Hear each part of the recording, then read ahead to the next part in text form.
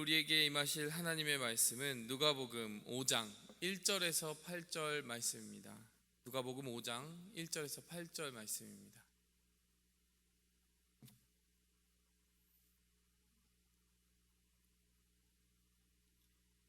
무리가 몰려와서 하나님의 말씀을 들을새 예수는 게네사렛 호숫가에 서서 호숫가에 배 두 척이 있는 것을 보시니 어부들은 배에서 나와서 그물을 씻는지라. 예수께서 한 배에 오르시니 그 배는 시몬의 배라. 육지에서 조금 떼기를 청하시고 앉으사 배에서 무리를 가르치시더니 말씀을 마치시고 시몬에게 이르시되 깊은 데로 가서 그물을 내려 고기를 잡으라. 시몬이 대답하여 이르되 선생님, 우리들이 밤이 새도록 수고하였으되 잡은 것이 없지만은 말씀에 의지하여 내가 그물을 내리리이다 하고 그렇게 하니 고기를 잡은 것이 심히 많아 그물이 찢어지는지라. 이에 다른 배에 있는 동무들에게 손짓하여 와서 도와달라 하니 그들이 와서 두 배의 채움에 잠기게 되었더라. 시몬 베드로가 이를 보고 예수의 무릎 아래에 엎드려 이르되 주여 나를 떠나소서 나는 죄인이로소이다 하니. 아멘. 여러분, 사순절의 다섯 번째 주간을 수요일을 맞이하고 있습니다. 4주가 지났습니다. 사순절이라는 기간을 지나면서 우리가 예수님의 고난, 우리를 위한 대속을 생각하지 않습니까? 이 기간에는 우리의 죄를 깊이 묵상하고 또 하나님 앞에 우리의 마음을 돌이키고자 하는, 정결하게 하고자 하는 우리의 준비가 있어야 하는 시간일 것입니다. 이 말씀에 참되게 반응하는, 우리를 회개하게 하시는 그 말씀에 참되게 반응하는 성도의 반응, 그것을 무엇이라고 합니까? 바로 회개라고 하는 것입니다. 하나님의 말씀이 있을 때 그 말씀을 향하여 돌이키는 성도의 반응을 회개라고 하는 것입니다. 오늘 본문 말씀은요, 바로 베드로가 그 말씀을 듣고 말씀 앞에 돌이켜 회개하는 회심의 장면을 보여주고 있습니다. 여러분, 그가 마음을 돌이키는 그 순간 베드로의 한 영혼만 돌아온 것 같지만요, 여러분 이야기를 조금만 더 뒤로 돌려보면 훗날 베드로의 설교를 통해서 그 설교를 듣고 수천 명이, 정말 수만 명이 회개를 하게 됩니다. 여러분, 그 베드로의 돌이킴이요 거기서 끝나지 않고 교회의 돌이킴이 되고 하나님께서 역사하여 주시는 거룩한 공동체의 시작이 되었다라는 것입니다. 여러분, 구원이 무엇입니까? 바로 하나님의 말씀에 반응해서 돌이키는 한 개인의 영혼이 주님 앞에 나아가는 것을 구원이라고 하는 것입니다. 여러분, 교회가 무엇입니까? 그렇게 말씀을 듣고 돌이켜 하나님께 나아간 사람들의 모임을 가리키는 것입니다. 여러분, 한국 역사상에도요 굵직굵직한 교회의 시작이 있을 때, 부흥이 있을 때마다요 빠지지 않고 등장하는 단어가 무엇입니까? 바로 회개입니다. 1907년 1월 6일 있었던 평양 장대현 교회 저녁 집회에서 바로 대표적인 사건이 일어났습니다. 6일부터 있었던 그 집회가 14일에 이르렀을 때요, 길선주 장로님이 회중 앞에서 길선주 목사님이 자신의 죄를 공개적으로 통회하는 사건이 벌어진 겁니다. 이런 고백이었어요. 나는 아간과 같은 자입니다. 나 때문에 하나님이 축복을 주실 수가 없었습니다. 약 1년 전에 내 친구 중 한 사람이 임종시에 나를 자기 집으로 불러서 말하기를 길장로, 나는 이제 세상을 떠날 것 같으니 내 재산을 잘 정리해 주시오. 내 아내는 셈이 약하기 때문이요 라고 부탁을 했습니다. 자, 이때 길선주 장로님이 어떻게 했을까요? 여러분, 미화 100달러 상당의 그 금액을 사취한 것입니다. 그리고 이날 이 집회 자리에서 목사님께서 직접 자신의 그 저지른 죄를 회개하기 시작했습니다. 나는 하나님의 일을 방해해 온 것입니다. 내일 아침에 그 돈을 전액을 미망인에게 돌려드리겠습니다 라고 이야기를 한 것이죠. 여러분, 어떻게 보면 수치스러울 수 있는 그 회개의 순간이요 도리어 교회 불같은 부흥으로 바뀌게 되었습니다. 그 회개 이후에 정말 성령님이 강력하게 임재를 하신 거죠. 그곳에 참석했던 한 선교사가요, 한국인들의 기도 소리가 마치 보좌를 향해, 하나님의 보좌를 향해 포효하는 것 같았다라고 기록을 했습니다. 여러분, 이것을 보면, 이 사건을 보면 무엇을 깨달을 수 있습니까? 하나님의 거룩한 임재 앞에 죄가 함께할 수 없다는 것입니다. 그리고 우리가 회개하지 않은 심령으로 그 임재 앞에 들어갈 수가 없다는 것입니다. 여러분, 그만큼 믿는 자라고 한다면 회개라는 것은 필수적인 반응이라는 것이죠. 자, 그렇다면은 하나님을 믿고 따르는 그 제자들에게 나타나야 되는 회개의 모습은 어떤 것인가? 오늘 본문 말씀을 통해서 좀 더 자세히 살펴보도록 하겠습니다. 여러분, 베드로를 보니까요, 베드로는 즉각적으로 회개하는 모습을 보여줍니다. 죄인입니다 라고 엎드리는 것이죠. 여러분, 그런데 제가 한 가지 질문을 던지고 싶습니다. 베드로가 이 기적을 보고 어떻게 보면 예수님이 저 깊은 곳에 가서 그물을 던지라는 그 말씀에 순종했을 때 물고기를 많이 잡게 되고 그 기적 때문에 회개를 한 것일까요? 여러분, 베드로의 회개를 만들어낸 계기가 무엇이었을까요? 베드로의 변화가, 내면의 변화가 언제 시작됐을까요? 여러분, 대부분 기적 때문에 베드로가 변했을 것이라고 추측하는 경우가 많습니다. 그런데요, 저는 본질적인 변화는 베드로가 예수 그리스도의 말씀을 들었을 때라고 생각을 합니다. 사건을 자세히 한번 살펴보세요. 오늘 배경을 보시면 어디에 있습니까? 처음 배경은 해변가입니다. 해변가에서 어떤 사건이 벌어지고 있습니까? 밤새도록 물고기를 잡으려 하였지만 잡지 못한 베드로와 일행들이 와서 그물을 씻고 있습니다. 그물을 씻었다는 것은 오늘 일 다 접는다는 뜻이죠. 이때 베드로의 옆에 누가 계십니까? 예수님이 계십니다. 예수님이 어디 계시죠? 베드로의 배 위에 올라가 계시는 거예요. 그리고 베드로의 배 위에 올라선 예수님은 무엇을 하고 계십니까? 바로 말씀을 전하고 계십니다.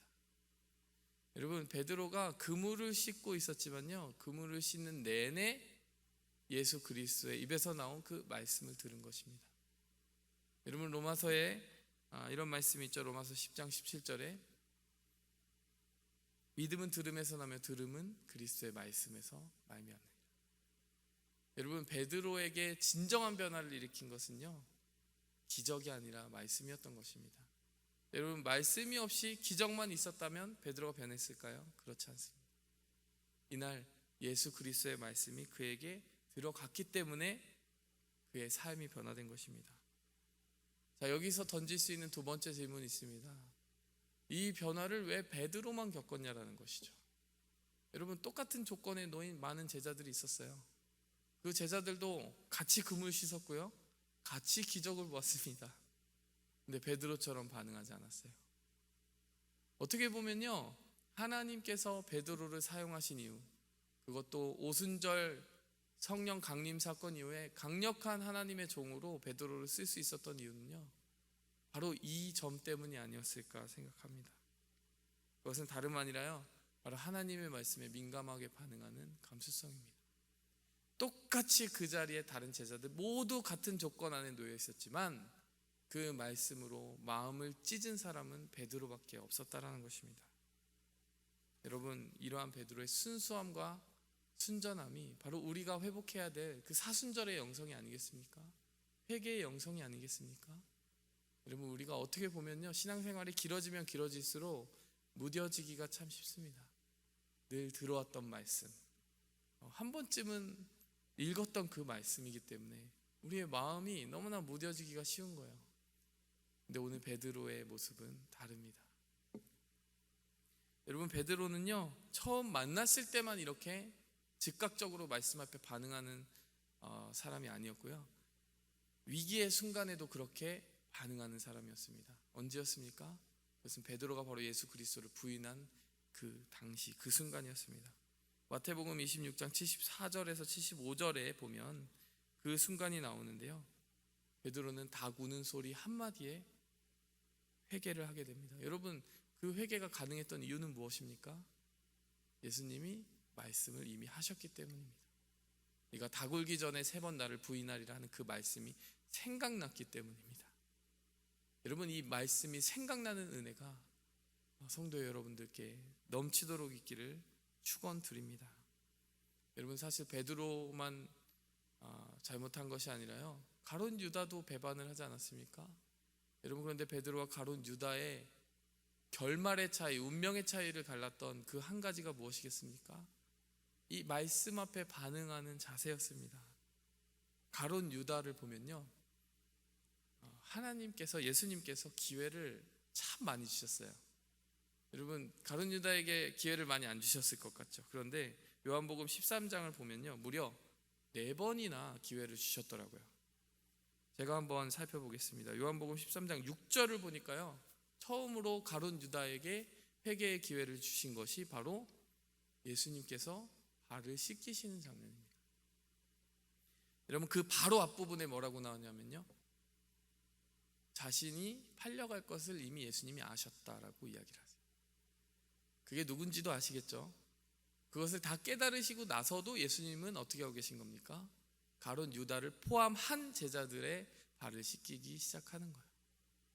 그러면 가룟 유다의 발을 씻기는 그 순간에 가룟 유다의 반응은 어때야 되는 겁니까? 마음에 찔림이 있어야 되는 것이죠. 예수님께서 단 한마디도 하지 않으셨지만 그 발을 씻기심으로 말하고 계셨던 거예요. 유다가 깨닫지 못합니다. 자, 두 번째로, 이렇게 깨닫지 못하니까 6절에서 10절로 넘어와서 이렇게 말씀을 하십니다. 너희가 다 깨끗한 것은 아니다. 여러분, 너희가 다 깨끗한 것은 아니다. 이게 누구를 암시하는 것이겠어요? 가룟 유다를 암시하는 것입니다. 근데 여전히 두루뭉실하죠. 너희가 다 깨끗한 것은 아니고 누군가 있다라는 암시 정도만 나와 있습니다. 근데 이 표현을 듣고서도, 이 말씀을 듣고서도 유다가 변하지 않습니다. 그러니까 예수님께서 좀 더 직설적으로 21절에 이렇게 말씀하십니다. 너희 중 하나가 날 팔리라. 여러분, 다 깨끗한 것은 아니다, 이 표현보다 훨씬 더 분명하죠. 너희 중 한 명이 정말 나를 팔게 될 것이다 라고 이야기를 해주시는 거예요. 여러분, 유다가 정말 뜨끔했어야 되는 거 아닙니까? 근데 여기서도 말씀을 지나쳐버리는, 정말 놀라운 능력입니다. 여러분, 마지막으로 예수님이 최후의 기회를 주십니다. 26절을 보니까요, 나의 떡을 받아 먹는 자가, 내가 적셔서 주는 이 떡을 먹는 자가 나를 팔게 될 것이다 하고요, 그 떡을 적셔서 유다에게 주는 거예요. 이것은 무엇을 말하는 겁니까? 유다의 눈을 정면으로 보면서 네가 나를 팔 거야 라고 이야기를 해주시는 거예요. 근데 유다가 거기서도 변하지 않더라는 말입니다. 정말 놀라울 정도로 완악한 유다의 마음을 볼 수가 있습니다. 그렇게 빙빙 둘러서 암시하고 좀 더 분명한 말로 마지막 4번째 기회가 오기까지 유다가 변하지를 않더라는 거예요. 여러분, 이것이 그런데요, 유다의 모습만은 아닌 것 같아요. 하나님께서 우리 주변에 얼마나 많은 암시적인 말씀으로, 환경으로, 친구들의 입을 통해, 설교를 통해, 내가 날마다 펴는 말씀을 통해 우리에게 수도 없이 말씀을 하시겠습니까? 그런데 우리가요, 그것을 하나님의 말씀으로 받지 않도록, 그렇게 되면 유다가 처하게 되는 이 비극이 비로소 도착할 수밖에 없다라는 거예요. 하나님이 도와주지 않아서가 아니라, 하나님이 유다의 회심을 바라지 않아서가 아니라, 하나님이 유다에게 강력하게 멸망을 원하셔서가 아니라, 건지시려고 그 무진 애를 쓰셔도 유다가 꿈쩍하지 않기 때문에, 우리가 그렇게 반응하지 않기 때문에 우리가 구원받지 못하더라는 것입니다. 여러분, 우리에겐 다른 운명이 있는 줄 믿습니다. 우리에겐 구원이 예비되어 있습니다.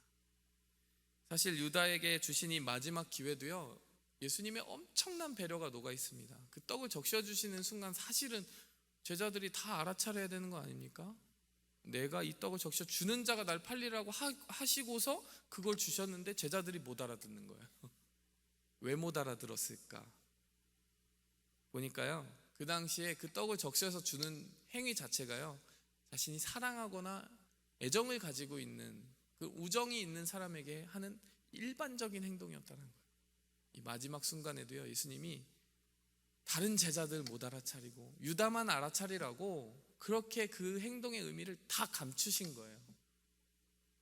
그때까지 또 제자들이 십자가를 진다든지 예수님이 팔려간다라는 생각을 전혀 못하고 있으니까 예수님이 바로 앞에서 내가 이 떡을 주는 자가 팔리라 한 그 순간에도 그걸 냉면가 그대로 받아들이지 못한 거죠. 예수님이 어떻게 하신 겁니까? 끝까지 배려하신 겁니다. 여러분, 우리의 희망은 여기에 있습니다. 예수님께서 그런 유다에게도 끝까지 손 내미셨다라는 것이 우리의 희망입니다. 그리고요, 베드로와 같이 그 손 잡아준 사람에게, 다시 돌아온 사람에게는요, 아무리 넘어짐이 심하더라도 회복을 주시는 하나님이라는 것이 우리의 희망인 것입니다. 하나님은 실패하지 않는 사람을 쓰는 것이 아닙니다. 넘어졌을 때 넘어졌다라고 고백하는 사람을 쓰시고요, 넘어졌을 때 다시 일어나겠습니다, 일으켜 세워주십시오라고 예수님이 내밀고 계신 그 손을 붙잡는 사람을 하나님이 쓰십니다. 여러분, 우리가 유다의 자리에 가지 아니하고 베드로의 자리에 서기 원합니다. 하나님의 말씀이 우리의 주변에, 우리의 귓전에만 맴도는 것이 아니라요, 우리의 귓가에 들려온 그 말씀이 우리의 마음을 찢기 원합니다. 그래서 이 사순절 뿐만이 아니라 우리의 모든 온 인생이 베드로와 같이 귀하게 쓰임받아야 되지 않겠습니까? 내 마음을 찢어야 내 입에서 나오는 복음이 다른 사람의 마음을 찢을 수 있는 것입니다. 여러분, 이러한 은혜가 하나님 앞에서 우리 모두에게 이 사순절에 풍성하게 넘치기를 축원드립니다. 함께 기도하시겠습니다. 하나님 아버지, 우리가 죄인입니다. 자격 없는 죄인이 정말 누리지 못할 그 은혜와 사죄의 축복을 받았습니다. 하나님, 베드로와 같이 평생 말씀에 민감하게 반응하고 애통하고 애곡하는, 그래야 하나님께서 주시는 성장과 회복의 은혜를 받아 누리는 자들 다 되게 하여 주시옵소서. 우리 모두에게 그러한 은혜로 함께하여 주시는 성령님, 오늘 하루도 우리의 삶을 충만케 하여 주시옵소서. 이 모든 말씀 예수 그리스도의 이름으로 기도하였습니다. 주기도문으로 우리 나아가도록 하시겠습니다. 하늘에 계신 우리 아버지여, 이름이 거룩히 여김을 받으시오며 나라의 임하옵시며 뜻이 하늘에서 이룬 것 같이 땅에서도 이루어지이다. 오늘날 우리에게 일용할 양식을 주옵시고 우리가 우리에게 죄 지은 자를 사하여 준 것 같이 우리 죄를 사하여 주옵시고 우리를 시험에 들게 하지 마옵시고 다만 악에서 구하옵소서. 이게 나라와 권세와 영광이 아버지께 영원히 있사옵나이다.